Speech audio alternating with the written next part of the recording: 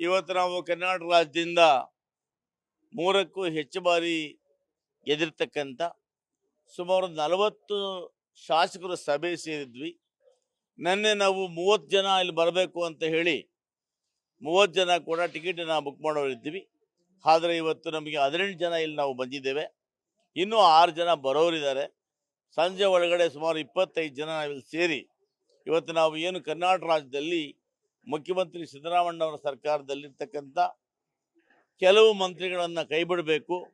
ಯಾಕೆಂದರೆ 2023ರಲ್ಲಿ ಸರ್ಕಾರ ರಚನೆ ಮಾಡಬೇಕಾದಾಗ ನಮ್ಮ ರಾಷ್ಟ್ರೀಯ ಅಧ್ಯಕ್ಷರಾಗಿರ್ತಕ್ಕಂಥ ಗೌರವಾನ್ವಿತ ಮಲ್ಲಿಕಾರ್ಜುನ ಸಾಹೇಬರು, ಮುಖ್ಯಮಂತ್ರಿಗಳಾಗಿರ್ತಕ್ಕಂಥ ಸಿದ್ದರಾಮಯ್ಯ ಸಾಹೇಬರು, ನಮ್ಮ ಕರ್ನಾಟಕ ರಾಜ್ಯದ ಕಾಂಗ್ರೆಸ್ನ ಅಧ್ಯಕ್ಷರಾಗಿರ್ತಕ್ಕಂಥ DK ಶಿವಕುಮಾರ್ ಜಿ ಅವರು, ನಮ್ಮ AICC ಕಾರ್ಯದರ್ಶಿ ಆಗಿರ್ತಕ್ಕಂಥ ವೇಣುಗೋಪಾಲ್ ಜಿ ಅವರು, ಕರ್ನಾಟಕ ಇನ್ಚಾರ್ಜ್ ಆಗಿರ್ತಕ್ಕಂಥ ಸುರ್ಜೇವಾಲಾ ಅವರು ಮಾತು ಕೊಟ್ಟಿದ್ರು.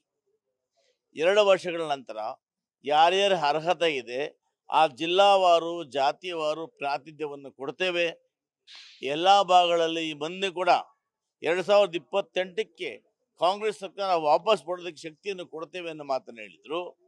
ಈಗಾಗಲೇ 2 ವರ್ಷ ಮುಗಿದೋಗಿರೋದ್ರಿಂದ ಈಗ ನಾವೆಲ್ಲ ಕೂಡ ದೆಹಲಿಗೆ ಬಂದು ನಮ್ಮ ನಾಯಕರಾಗಿರ್ತಕ್ಕಂಥ ಮಲ್ಲಿಕಾರ್ಜುನ ಖರ್ಗೆ ಸಾಹೇಬರನ್ನ, ಸುರ್ಜೇವಾಲಾ ಸಾಹೇಬರನ್ನ, ವೇಣುಗೋಪಾಲ್ ಜಿ ಅವರನ್ನು, ನಮ್ಮ ನಾಯಕರಾಗಿರ್ತಕ್ಕಂಥ ರಾಹುಲ್ ಜಿ ಸಾಹೇಬರನ್ನು ನಾವಿವತ್ತು ಭೇಟಿ ಮಾಡಿ ನಮ್ಮ ಅಹವಾಲನ್ನ ಹೇಳಿ ಕೂಡಲೇ ಕರ್ನಾಟಕ ರಾಜ್ಯದಲ್ಲಿ ಉತ್ತಮ ಆಡಳಿತಕ್ಕಾಗಿ ರೀಶಫಲನ್ನು ಮಾಡಿ ಅಗತ್ಯ ಇರತಕ್ಕಂಥ ಮತ್ತು ಯಾರೆಲ್ಲ ಕೇಪಬಲ್ ಇದ್ದಾರೆ ಅವರಿಗೆ ಮಂತ್ರಿಗಳನ್ನು ಮಾಡಬೇಕು ಅಂತೇಳಿ ಒತ್ತಾಯವನ್ನು ಮಾಡ್ತಾ ಇದ್ದೀವಿ.